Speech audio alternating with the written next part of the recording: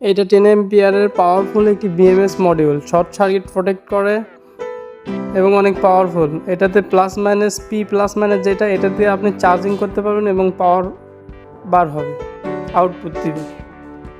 আর এখানে আমরা 0 ভোল্ট যেটা দেখতে পাচ্ছি, এটা প্রথম ব্যাটারি মাইনাস লাগাই নিব এবং 3.7 যেখানে, সেখানে প্রথম ব্যাটারিটারই প্লাস লাগাই নিব।